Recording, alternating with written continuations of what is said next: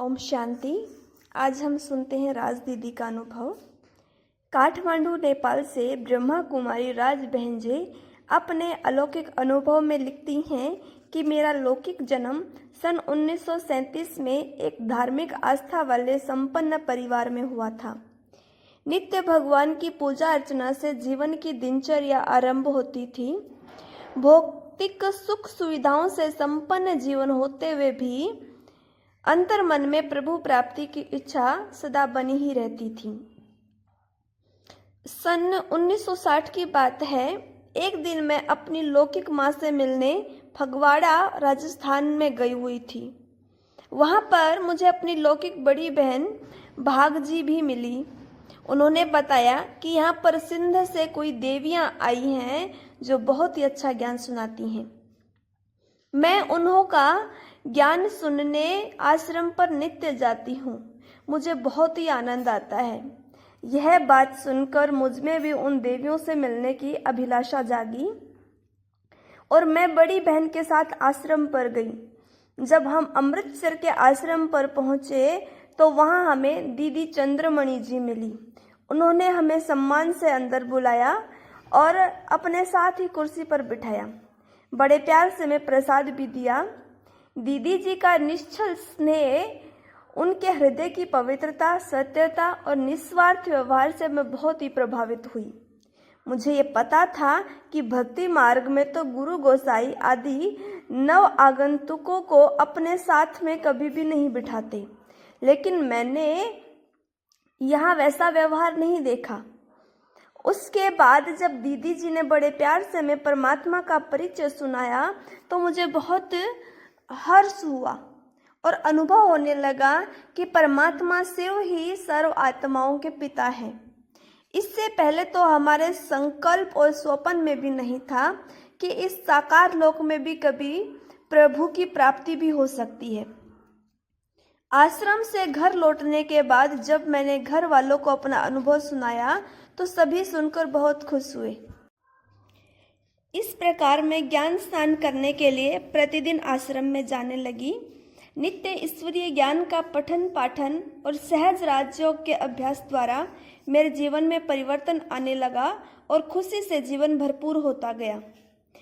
इस तरह से दिन प्रतिदिन लौकिक गृहस्थ जीवन में अलौकिकता आने लगी। निरंतर दैवी गुणों की धारणा और आध्यात्मिक ज्ञान के मनन चिंतन के द्वारा जीवन में आमूल सुधार और परिवर्तन आता गया।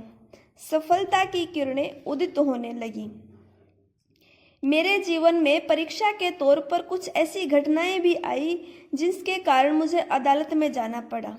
जाने से पहले हमारे वकील ने मुझे कुछ बातें सिखाकर अदालत में बोलने के लिए भेजा था, पर वे मेरे अंतर विवेक को भाव नहीं रही थी। जब मैं अदालत के कटघरे में गई तो मुझे बाबा की बहुत गहरी याद आई।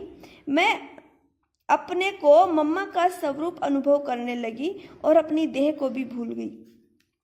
सामने उपस्थित न्यायाधीश, अन्य बैठे हुए लोग और वकील आदि मुझे बहुत छोटे छोटे नजर आने लगे। मुझे अंदर से ऐसी प्रेरणा आने लगी, मैं जो कुछ भी कहूँगी वह सब सत्य ही कहूँगी। ऐसा मनोबल मेरे में पैदा हुआ। इतने में ही मैंने अपना बयान देना शुरू किया। मेरे वचनों को सुनकर के न्यायाधीश बहुत ही प्रभावित हुआ। उन्होंने उस केस का मेरे पक्ष में फैसला देते हुए मुझे विजयी घोषित किया।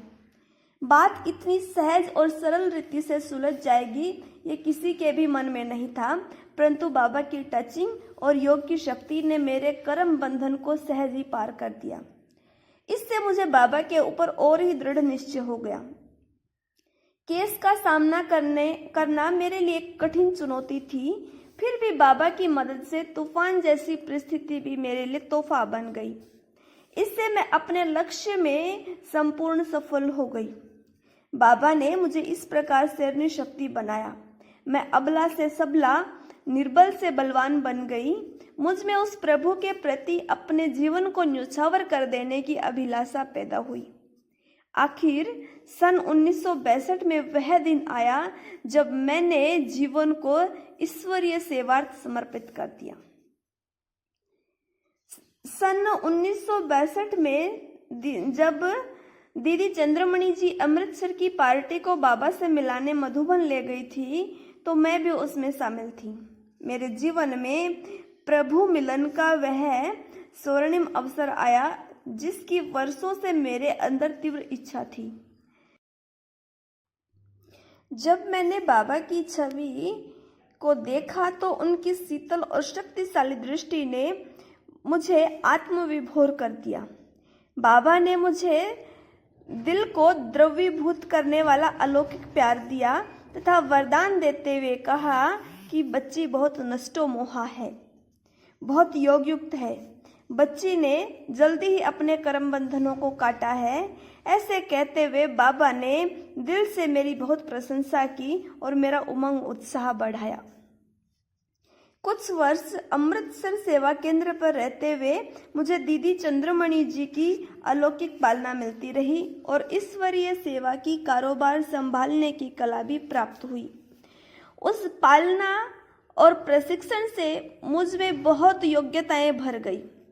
दीदी चंद्रमणि जी के जीवन का प्रभाव इतनी गहरी रीति से मेरे जीवन पर पड़ा कि मुझ में निर्भयता और दिव्य गुणों की धारणा प्रबल होती गई।